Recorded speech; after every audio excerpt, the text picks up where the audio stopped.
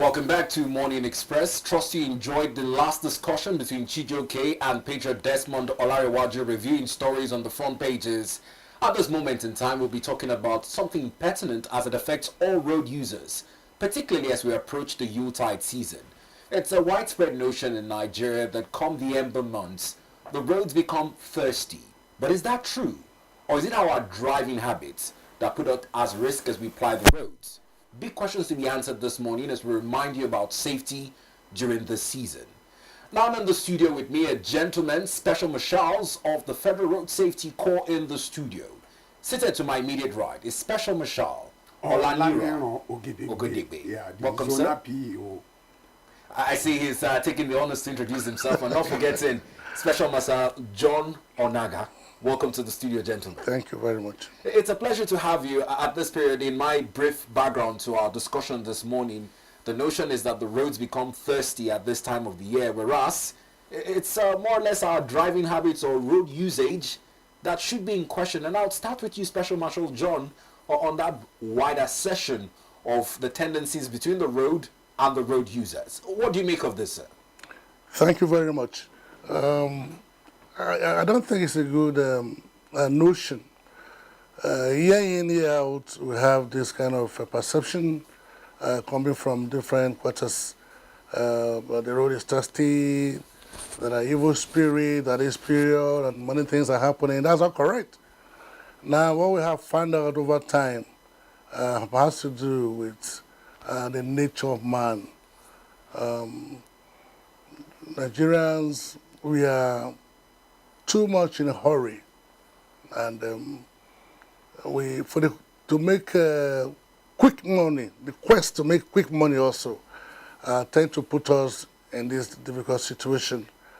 But as special marshals and the Corps itself, what we have been doing to tell people that, look, there are no spirits anywhere.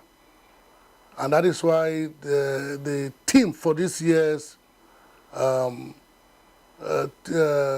Ember Month campaign will say to everyone, take responsibility and avoid distracted driving. And this theme is very apt for every individual. That your safety is in your hand.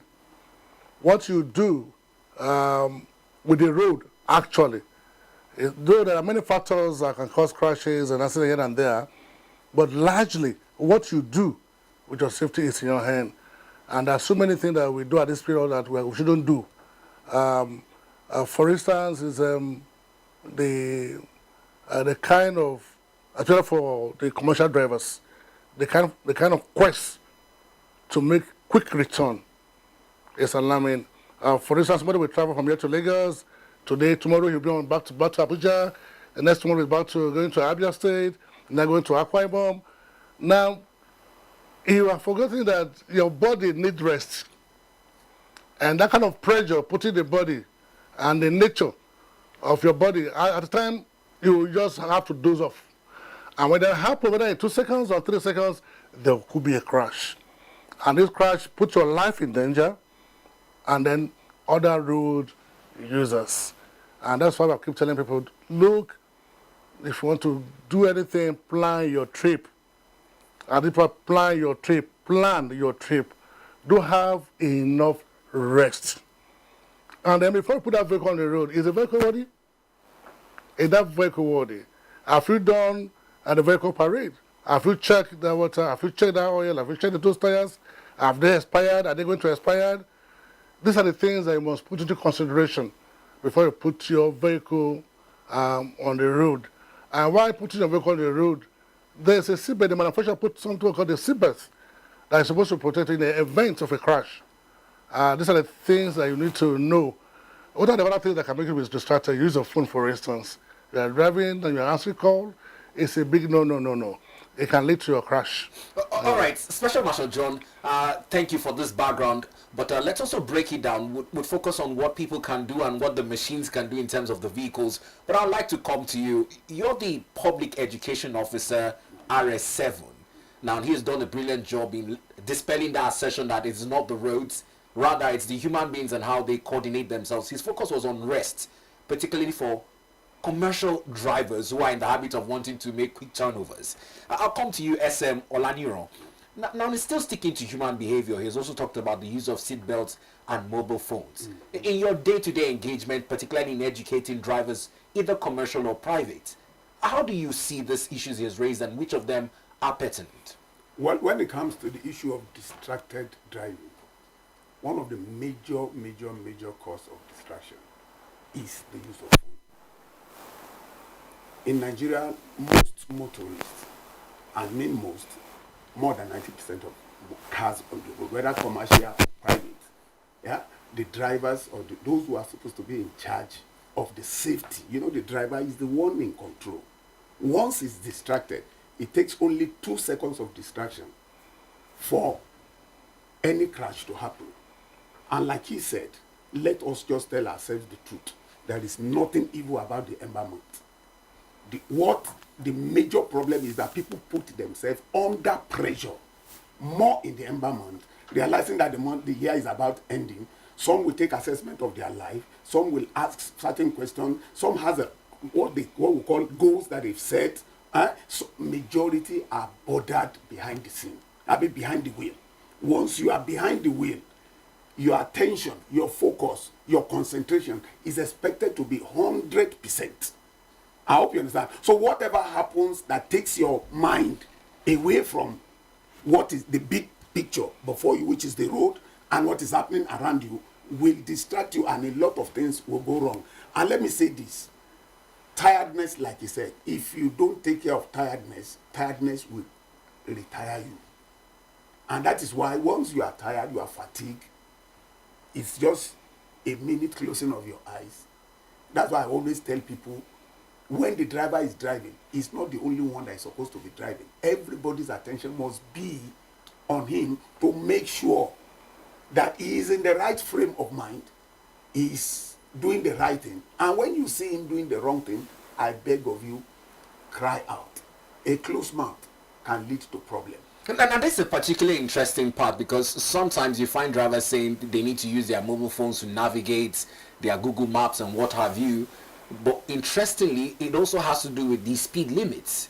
I know here in the FCT, there are some speed cams that monitor drivers who are using their mobile phones in a way of enforcing the strict rules under the Federal Road Safety Corps.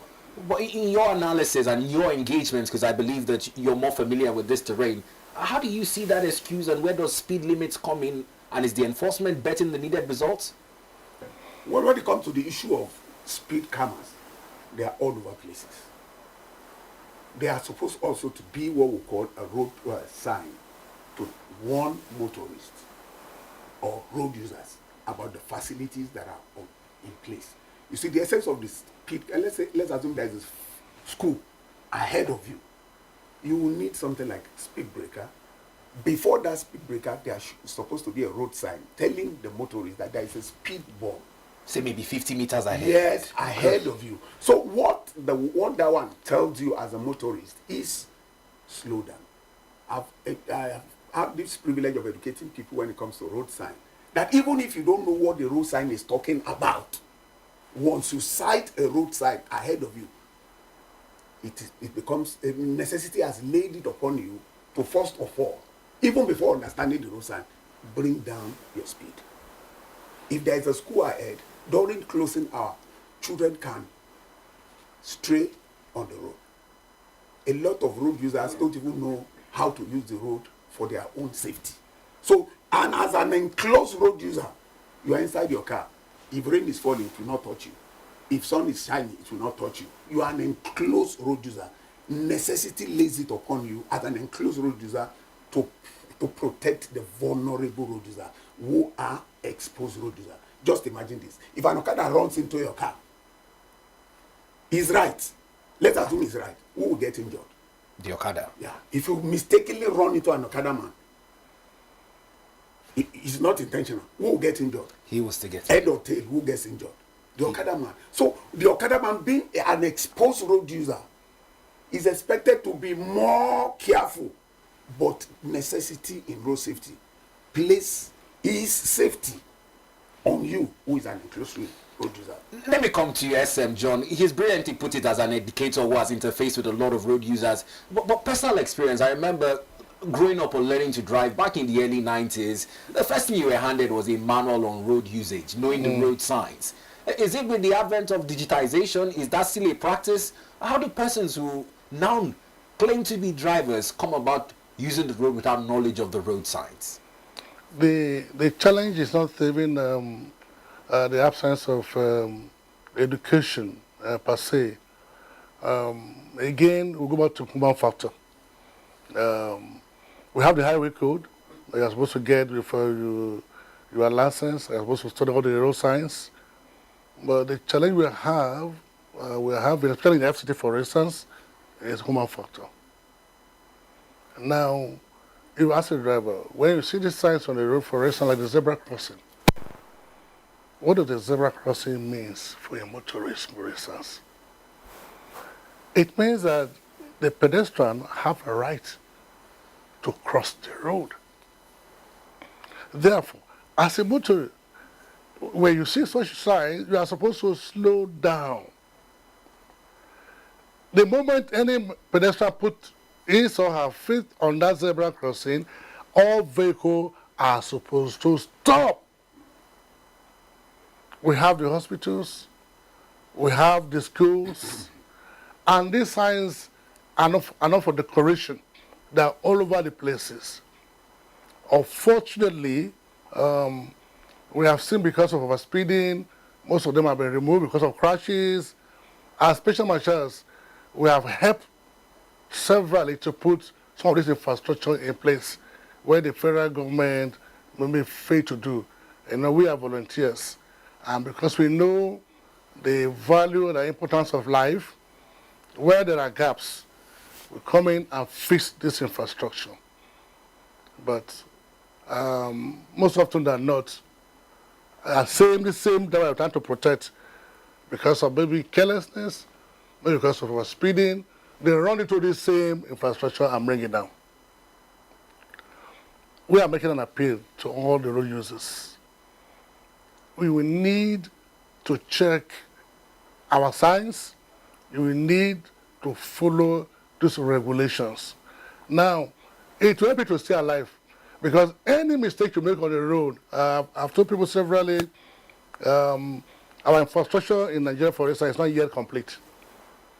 You see our drainages by the roadside, they are opened. They are supposed to be covered.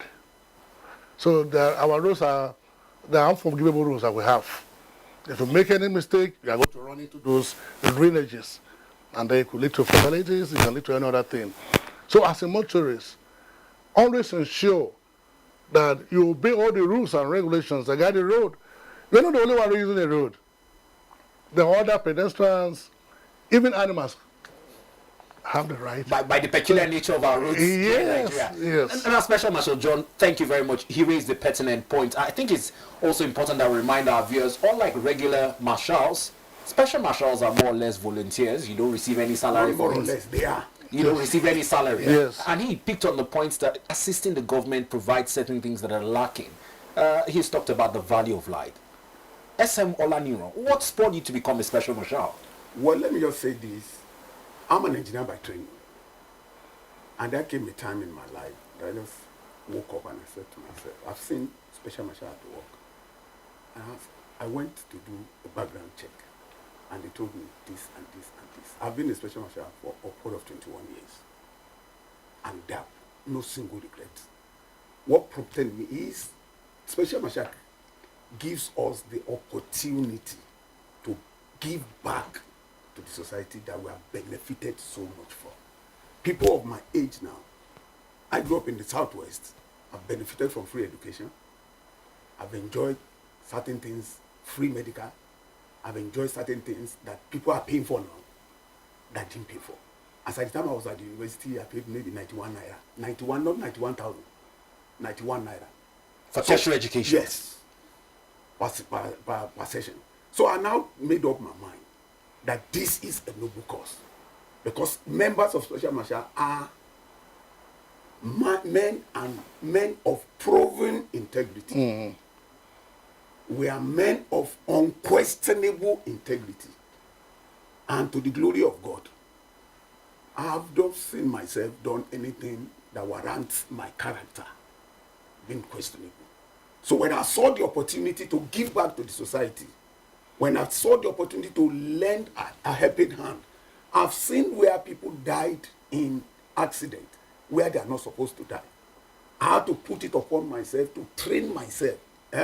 And like he said now, as a state coordinator now, there is also a program like that, that men and women under this organization are trained to not just to be members, but to save lives. If you see accident on the road, you should be able to save people's life. You know, first aid itself, if it is handled by somebody who is not well grounded, he or she can make the situation worse.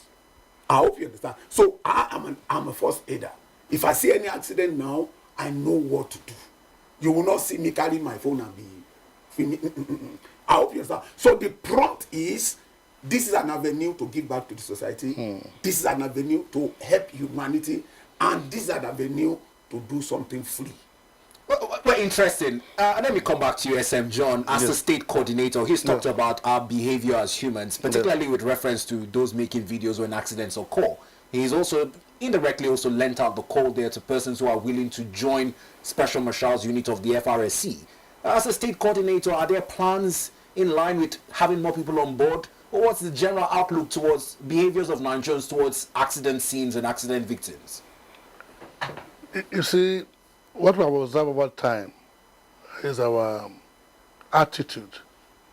For instance, some of us, when we came as Special Marshals, is the passion to save lives that brought us in. But most often, you see that Nigerians, while they're on the road, they are trying to help. Go to the left, go to the right, wait, hold on, do this. Most of them, instead of telling you thank you, they'll tell you you don't have a job. And most of us that are Special Marshals, we are people of means. One of the qualifications that you must have your own job before you can even join. You must have a lively mission. Yes. You must fulfill all those conditions before you even join. Most of us are employers of labor. We have several lawyers, all nature. There's no place you enter in FCT all over Nigeria that you not see a Special Marshal. So we are men of proper integrity. But our attitude towards volunteerism, maybe in Africa, is still poor. People believe that once they see you, it's like, you don't have a job. You don't have anything to do. What are you doing on the road? Get out. Like, why are you wasting your time? You are causing the traffic jam. Leave that place. But you see, in the same line, a volunteer, they are really honored. A volunteer, they are really celebrated. It's another thing we are doing in Nigeria, and maybe in Africa, for instance. Our attitude, I think, though it changes gradually because of our public education. When you see a volunteer, you are supposed to honor him, you are supposed to respect him, you are supposed to encourage him to do more. Because what we are doing is about life. And you are trying to fulfill, you want to pursue your ambition, you have to do whatever you want to do, you must stay alive to do them. Right now, we are training close to over 200. Right now, we started about 2 weeks ago. About 200 persons that indicate to become part of us. And we are doing, the training is ongoing. We are training them because we have peculiarity on our road. And one of the training is emotional intelligence, for instance. He, as a Special Marshal, as a provost, as a PEO, we have worked together, and I see where the motorists have dragged him, dragged him over time, and you see a scar on him. You have seen where people have slapped us, but personally, I've been slapped, I've been spat on the road, because it's a knowledge gap. And they don't understand what this is. Even though we are volunteers, we are a creation of law. It's the second tier of the Road Safety Act, that the regulars that created the regular also created the Special Marshals. The difference is that, well, we don't collect salaries because we can't pay any of us. We have our own jobs, we have our own work to do, and so we cannot pay any of us. So people are yet to understand what happens, but it's a law that enables us.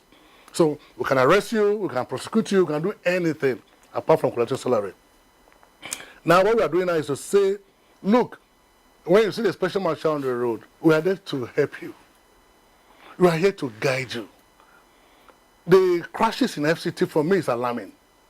In fact, each time I drive and I get to a traffic light that says, stop. And out there, I will start. There's somebody behind me will be honking. What are you doing? Are you stupid? Leave the... And it's still showing red. But in FCT, will tell you, go, leave that place. Then I'm going to ask myself, who is doing the wrong thing? Is it me or what? So it's become a big challenge. And I think for me, it's attitudinal. I want to preach to the motorists. If all of us do what is right, we will stay alive. We keep saying, safety first, safety always, safety first. Let's make it our priority before you enter the road. You are in the family, your family or whatever, people that are in your own vehicle, they say with other vehicle. Whatever you do, your action on the road can lead to a crash. Loss of lives, the other vehicle, the other pedestrians, and this is not okay at all. And most of the challenges is human factor.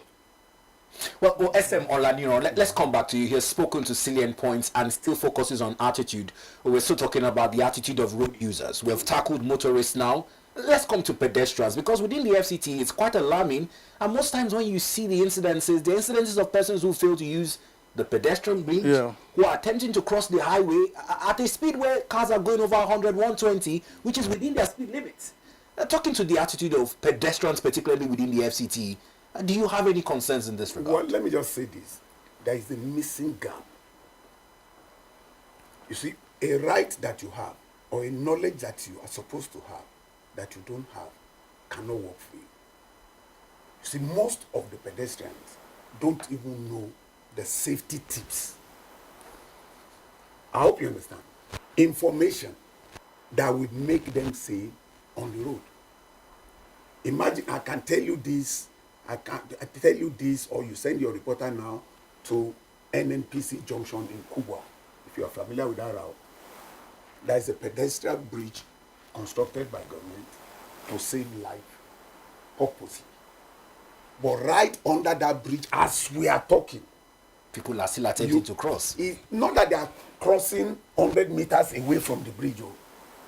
Right under the bridge. In fact, you will see some, they will still bend their head as if the bridge is going to follow them to cross the bridge. And you see, what I've always tell people is, when we talk about road safety education, once it is missing, you can patch it up. Somebody can be a lawyer, somebody can be an engineer, you can be a doctor. You need, as long as you want to use the road and you want to be effective, or effectively seen to use the road in safety. Because let me tell you, everything you do around the road minus safety is suicidal. Every action, whether you are crossing, it is Nigerian pedestrians that you see they will block their end with earphones and pots. Vehicles are coming, they are honking. There is no way the message will be passed. Lack of education. You are crossing the road. You know, there are designated areas for you to cross the road. There's, I don't know if you understand. There are some, what do you call it? Like when you have zebra crossings. Yes, for instance. Pedestrian bridge. Let me tell you something now. Somebody wanted to use the zebra. I wanted to cross the road. And his friend ran to him and said, come on, let's use the zebra cross. He said, am I a zebra? I don't know if you understand. It's as bad as that. That when you say somebody should use the zebra crossing, he's thinking that it is meant for zebras to cross. Lack of education, lack of information. And wherever you lack information, you are deformed. Most of those people who use the road here, and you know one of the missing link is because the road safety education has not been part of our curriculum for a very long time. And we put too much burden on God. I'm sorry to say. The reason why God gives us this head is so that we can think certain things and use His wisdom, His grace that He has made available. But everything in Africa is God, is God, is God, is God. Even when we are deliberating and deliberately, we have chosen to do what is wrong, we still associate it with God. With God. Yes. I saw somebody hanging on a motorway in Lagos, and I said, okay, what if this motorway now has maybe the space is small, you have to, and you know you would have said something was killing him.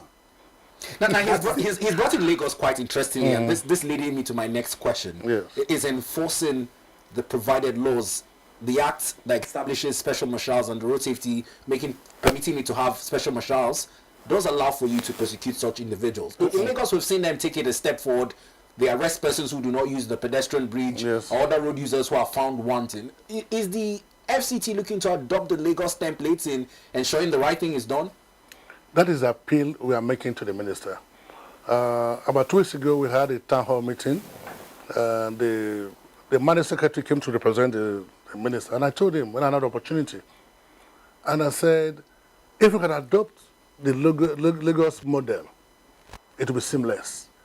The traffic light in Lagos, they have cameras, so nobody pursues you.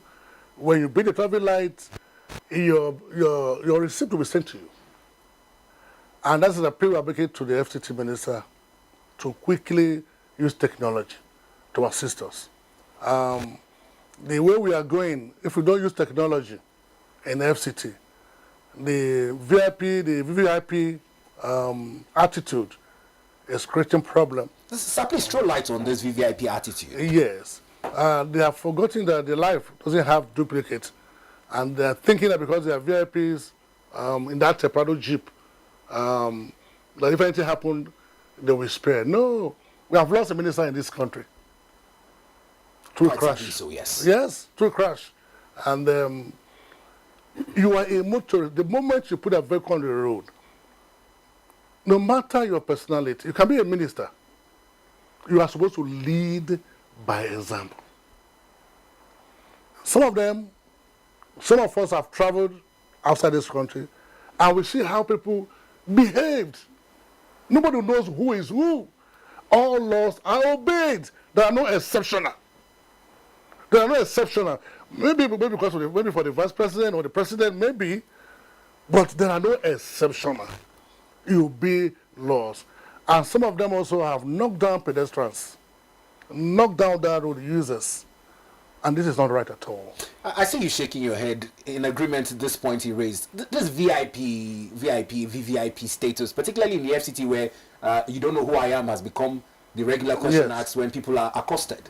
But do you know that in the real sense of it, as a servant of the people, men and women that are elected by people's vote, that their priority should be your priority.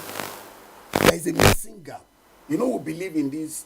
Once you get into exalted office, rather than you working in the office, you allow the office to now start working. A lot of issues like he raised. If everybody will obey the rules and regulations of the road, a lot of things will be put in place. Imagine you are driving as a government official, you are running red light. Running red light simply means red light says you should stop, knowing fully well that at the time that red light comes on, it's showing green to some people who have the right and the legal right to you to have their own turn to move. And by the time you run into them, it's either they allow you or they don't allow you. Now you will now generate. You see, the worst part of it is not even that they are causing. It's not even that sometimes they cause accidents. The worst part of it is that they now generate a lot of delay for those who are supposed to go after them. I don't know if you understand. So I see it as a form of oppression in itself. Now quite interestingly, let's come into the unintended and events of the sad rhetorics of an accident. First response. He's talked about first aid. Usually people say it's obtainable to have at least ambulances dispatched at specific ways. How well is the government, in your assessment, preparing to adopt these global standards? No, for the road safety, you can give kudos to the road safety. We have zebras across the city. When the crash happened anyway, with less than 5 minutes, once you call 122, the zebra will be the ambulance. There are zebras across FCT, everywhere. For that, you can give kudos to the FCT, the road safety. What we've asked people is that once it happens, just put a call, 122.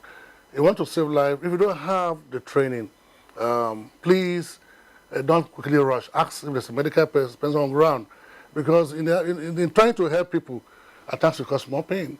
If somebody has a fracture, for instance, or the spinal cord injury here and there, you cannot move that kind of person anyhow.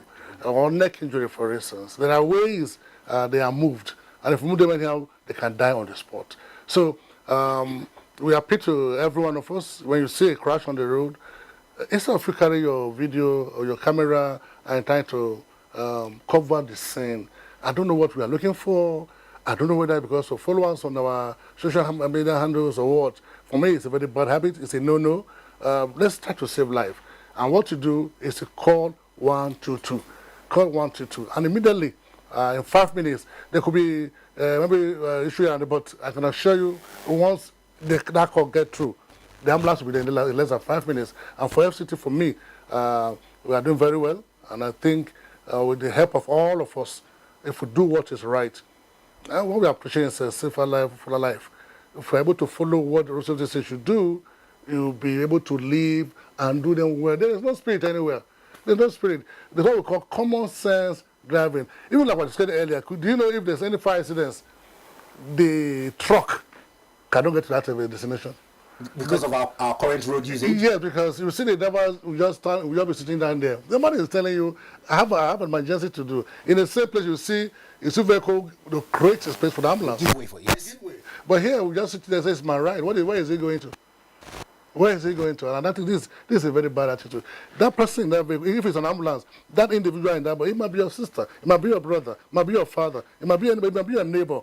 So this is thinking. We should be able to think that, look, let's do what is right at that particular point in time. You want to go anyway. Why should you be on the speed lane? Now I'll come back to you, SM Olaniran. Yeah. Quite sadly, one of the pop-ups that come up when you search road accidents in the FCT is hit and run cases. Yes. What's your appeal? Most times people hit a person, they don't even care to stop and see if there's first aid or even rush into the hospital in the eventuality. They just take off and keep on moving. What is a matter of conscience? Let me tell you a story of what happened to one of my friends. He ran into somebody. He now called me. That's along Kaduna Road. He called me and said, Esemola? I said, yes. He said, there is a problem. I said, what's the problem, please? He said, it's problem that he was traveling to Kaduna on a Friday and he hit somebody and he's not sure whether the person is dead or whether the person is alive. I asked him, why don't you stop? He said, if you stop in that kind of place, like it's an old style, listen, that was the excuse. I said, then why don't you go to the nearest police station or road safety, office, and tell them this is what happened? And he said, no. Do you know the next thing he did? I don't want to sound too bad. He said he has gone to his reverend father to do confession. And I said, no, this is wrong. It's very bad. That was what caused me and him, our relationship till date. You see, hit and run. Let me say this. It is illegal for anybody to use his leg to cross the express. It's a suicide mission. The law does not permit it. It's a death sentence on the part of the pedestrian who wants to cross. Because you know the error, the mistake people do is to think that you can sight a vehicle at high speed and judge the rate at which it's going to get to you. You may judge right. You may be sincere in your judgment, but you can be sincerely wrong. I hope you understand what I'm saying. So if you must cross the road, my advice is if you must cross the road, especially the express, at any point in time, please look, is there any close pedestrian bridge to you? Because by law, if it happens, if anybody dies on the express, he has killed himself. It's considered suicide. Yes. Okay. Well, quite interestingly, if you're just joining us, we're here with Special Marshals of the FRSC speaking on the topic, the season at hand, road usage and the need for safety. We've extensively talked about the attitudinal behavior of road users. We've talked about motorists, we've talked about pedestrians, and SM Olaniran also just talked about the law and its provisions that guide against crossing the highway by feet. There are designated crossing areas, zebra crossing and pedestrian bridges. How up to speed are you with your highway code as a motorist? Now, the second part of the discussion will be focusing on some of the road signs, and particularly for the roadworthiness of certain vehicles, and not forgetting the roads in itself. So coming back to you, State Commander, sir, SM John, State Coordinator, let's talk about roadworthiness of vehicles, particularly in the FCT, where some of the rickety cabs that are used as town service vehicles also draw some concerns. I don't know, in terms of enforcement, is there any way around this issue? There is. There are laws, like for instance, excessive smoking of vehicle. There are in FCT there are vehicles that are not supposed to be on the road. They're supposed to be are not taken off from the road. Our transport system is still poor. I know what the government is doing. They're trying to build terminals everywhere, which I think is good. But beyond that, we want to see buses. Where we have a good transport system. You don't need to drive to work. All of us are driving. They're even making the roads more, too busy. When there's a good transport system, you're not supposed to be driving your car. You can park your car, jump to the train, jump to the bus, get to your place. But now here we are still struggling. And I'm thinking that the government are trying to do something until that is done. We are appealing to the society where we are. The little experience I have, anytime you even stop the commercial vehicle, you see the man at times he's about 70 years old. He has a challenge of sight, he cannot see very far. And the next thing is that he will just not be rolling on the floor. That is his means of livelihood. If you take it away from me now, I'm not going to do this. And all these are sentimental issues. I think the government can do more. I'll need to fix out some rickety vehicles on our road, especially in the FCT. Some of them, when you see them at times, you wonder, how are they here? Now, what we have done on our part is to continue to educate them. You are saying this for life until you are alive before you do your livelihood, until you are alive before you take care of your family. So, if you keep using this rocketry vehicle, I keep appealing to everybody on the road that the road safety is wicked, especially my children are wicked, they don't want to do this thing. At the end of the day, that same vehicle may end up your life. Now, I see you want to add to it, but let me just chip in this before you add. The FCT is similarly notorious for not keeping to such laws. I remember the incident with the VIO sometime last year or a year before last as well, and it still harps on this roadworthiness of vehicles and certain issues pertaining to it therein. I've got somebody before, one day we asked, I told him, the person, that, Oga, this is your motor, no fit to be for Abuja. He said, is the road also worthy of his vehicle? I don't know if you understand, but let us say this. Let's be frank with ourselves. Like he said, you appreciate it better when you travel out of Nigeria, even if it is to Ghana or Togo. You discover that our public transportation system is far, far below standard. Like he said, what we see on the road are majorly mechanically deficient vehicles. They need to pump the brake before it will work. Number two, most of them don't even have seat belts. Number three, they will always engage in what we call overloading. Two in front, four behind. If you see two in front, you thank God. In fact, you know this culture that happens in the upper northern part of Nigeria, where they carry people inside boots. These golf people, they will open and then carry three people, and they will now put their legs, and they are going not even at slow speed, at high speed. Gradually, that thing is creeping into Abuja now. You can get, so you see what the problem is: enforcement. If the minister is, or the transport secretary, or those who are in charge of transportation, FCT meant business to get this vehicle, they should start up what we call a minimum standard. A minimum standard, because once you see some vehicle, they don't need to tell you that these vehicles are not fit to be. And let me tell you one thing: this is our pride as a nation. Is the glory of the land. This is where most international community do their business. This is where most conferences takes place. Somebody came in the other time, and when he saw the way people are loading, this is the part that was meant for them to load their vehicle. They will now form another additional 3 lanes and then choke up the last one for those who have the legal right to even move. I hope you understand. And no matter what you tell them, at that point in time, it is the passenger or nothing else. It is what they want to do or nothing else.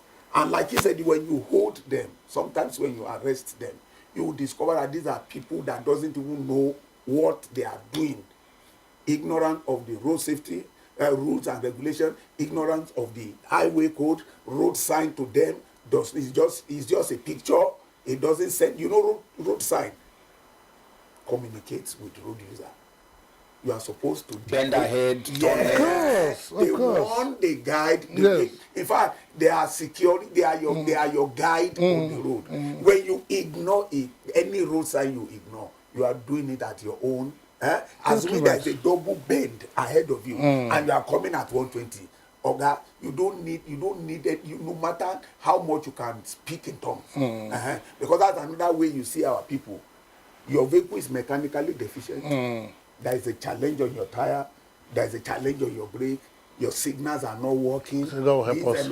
You say, you start. God will help us. Most of us, especially those of us who are Christian, you see us pleading the blood of Jesus. Thank God that if that blood is inexhaustible, by now we would have finished it. We would not be asking ourselves, what would next generation have to use? But thank God for His. I don't know if you understand. Yes. We have the reason why God gave us this head is to use it well. And one of the ways you can use your head well is on the road. Because every activity on the road is between life and death. It's between life and death. And may God not allow you go back. People who told you bye-bye in the morning will not be there for them to say welcome. Because that's the essence of life. And let me come to you, SM John. Yes. It's on the need for interagency collaboration, because particularly with respect to roadworthiness of vehicles, the FRSC cannot do it alone. Is there need for this interagency collaboration, be it with the VIO, be it with the NURTW and other road unions? How has that interagency collaboration fared in being able to achieve some of the goals? Very, very well. That is why for me, many of us that became special marshals because of the this kind of relationship that the road safety created. For me, it's one of the agencies that I love so much. The unions, various unions, are stakeholders. The vehicle inspection officers, they're also stakeholders. We work together. And that is why, for me, we have achieved what we have achieved. Even though it's still far, where we are going is still far, to get there. But if the road safety have not done what they have been doing over these years, with collaboration, with talking to the stakeholders, you can imagine what would have happened. We do public enlightenment. There's no program that we do that will not invite all the unions, whether care, whether anywhere. They'll be sitting with us. We train the drivers are trained. We appeal to them to take away this alcohol from their parks. Before they embark on any journey, they go and, go and take some substances. So that collaboration has worked well, even with all the agencies. That is why what is keeping the crash level a little bit low, even though it's still high. Because having done all of these things, it is still boiled down to my own responsibility. You cannot be inside the vehicle, the man is answering call, and say it doesn't bother me. I have, in some parts I have forfeited transportation, my transport money for, whether it's going that the body is overspeeded, I wait. I told him I want to ease myself. He stopped. I said, give me my bag. I'm not going anymore. Continue. We don't place value. We are thinking that those that died, they are just in numbers. That's somebody's father that have just died. You are thinking you are immune, but yet you continue with the same error. So the road safety has tried, and we are still trying, collaborating with other agencies, and that is why you see we have a little bit sanity. I would say a little bit, because in FCT, I'm still concerned with our attitude, the way we have, and we have tried to settle many cases to the people. As soon as the person comes and says, do you know who I am? In fact, one day, one man to me said, please, sir, let me ask him, how much is the vehicle? I will transfer the money to him. Is it up to 10 million? See the noise that is hearing noise. The noise is making noise. When you hear somebody. So that collaboration is ongoing. We will continue to do it. We'll continue to pursue it. Thank God for this a platform like this also. We thank God for your station. At least people are hearing us. And we are making to say, stay alive. I've never seen any agency that we appeal to you to stay alive. Begging you.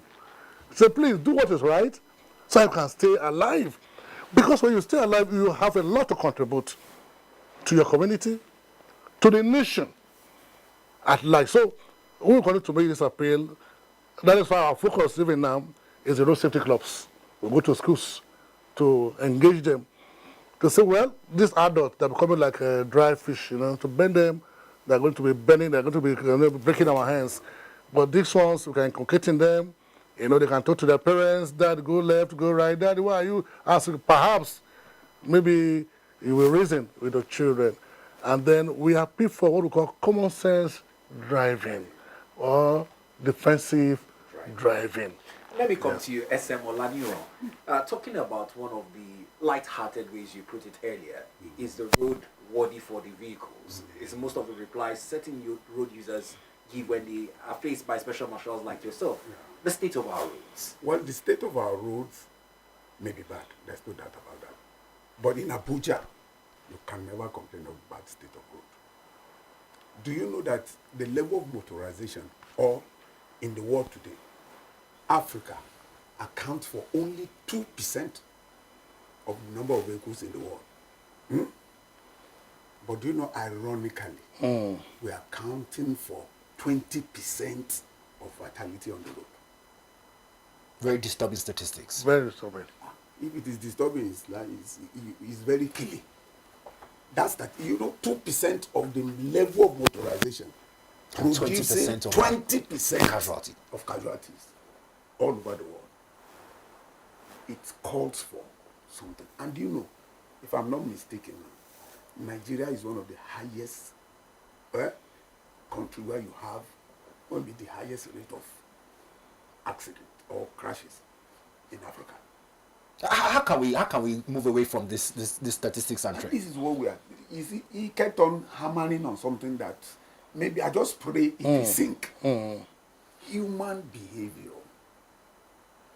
Okay, come to terms with this. You are tired. You are fatigued as a driver. You know it. You know it. Your eyes is closing, and you will not take excuse. Okay, is it not better for us to wait for 1 hour for our driver to rest and freshen up than for all of us being delayed? It's not better to get to where we are going late That never arrive. That never arrive. Not arrive and be late. I don't know if you understand. So you see, there are a lot of things that you see people, driver, especially commuter, what you call it, interstate drivers. Somebody is yanning like this. You will see they will use their hand and be brushing their face. Some will even carry twin stick. You are struggling with fatigue. The nature. And you are you are supposed to have nothing less than 8 hours, between 6 and 8 hour bodily rest. Not this one you are sleeping with one eye and open with one eye and seeing with one eye. Bodily rest, calmness. Before you embark on a long journey. But you see, what our priority is money. And like I kept telling people, overspeeding can kill, drunkenness can kill, but nothing retires you more than tiredness. Nothing kills more than every assumption. Most of the things we see is drivers are just tired. Yes. They are fatigued. I hope you understand. And what you can't cheat nature. Nature will come demanding for what belongs to her. Yes. Anytime you sit behind that wheel. And let me say this, especially when it comes to the rate of accident or road crashes around, it can be curtailed if everybody have what we call the driver's education or the road usage education. Then number 2, the education you have, the information you have that you don't use, you don't apply, will not benefit anybody. You tell somebody, use your seatbelt, and say, I know now. And yet, you know, but you are not doing it. Do you know that seatbelt in itself does not prevent accident, but it can prevent injury? Yes. Now, in closing, we just have a little less than 2 minutes to wrap up. I'd like your parting shot, State Coordinator, and I'd like you to piggyback on your interrelationship with schools. You talked about the road safety clubs. Yes. How important is it for us to revisit this in our curriculums, and what should we expect to pass on to the younger generation? Very, very important. It will help a lot. It will help to bridge this knowledge gap. If the children are taught early in life that once they're on the road, they can do this, they can do this, they can do this, and becomes part of them, we have a better society tomorrow. We won't have issues with, I've been driving for the past 20 years, 40 years. Even when you were born, I started driving. Who are you? Where are you coming from? What are you talking like this? No. Once we start out the education early, those ones will be eliminated. They'll be able to observe what the signs are saying. It says stop, they will stop. Go left, it's a one way. It's a university, very, very appalling. When you see this is a one-way road, somebody is just doing something else. When you're going this way, somebody facing you. And we are wondering, where are you going to? This is a drop coverage, where are you going to? We tell you, get out. So this is early education with our children in schools will help to eliminate all these gaps. FCT, we appeal to you. Nigerians, we appeal to you. Observe the rules. The rules that are made, they are for our own safety. They are for our own good. Do what is needful on the road. Stop road rage. No, couldn't get into that. Road rage. Somebody will park in his car, road on slip, and begin to fight. And leaving your vehicle. Before you call the vehicle, be vandalized. We saw that thing that happened in Lagos. The man was being pursued on that vehicle. It was not that he died. You don't do that. Be cautious on the road. Your life is important. The life of other road users are also important. We're not the only one using the road. There are animals. I keep saying about animals. There are environmental issues. It could be raining. It could be anything. You know, your vision could be impaired. Apply common sense. Even they say run 40 here, and you know that the population is thick, use common sense driving. Bring it down. You will still get to your destination. Even if you run 130, 150, somebody is going 20, 30, he will still meet up with you. So why are you running to? From here to Cuba, from here to Kuje, you see people run as if they are going to another place. We appeal to you. Your life is important. Do what is needful. When you see us on the road, we are there to assist you. Don't fight. Don't confront the personnel on the road. If there are issues, then make your report properly, not to be fighting people on the road. Thank you. All right. Thank you very much. On the program this morning, we had SM Olaniran Ogedengbe, Zonal Public Education Officer, RS, and also the country lead at Africa Safer Road Initiative, Abuja. And to his right, the state coordinator, SM John Beloved Anaga, on the program, sharing with you what every commuter must know and staying safe on our roads in this Yuletide season. Do remember that you can rewatch this discussion on our YouTube channel. My name is Beto Brian. Thanking you for being a part of the program this morning. At the top of the hour, our Abuja Sports editor would walk us through some of the sad moments from last night as the Eagles failed to qualify for the World Cup playoffs, being defeated by DR Congo on penalties, and other sporting stories as the international break surges on. Stay tuned.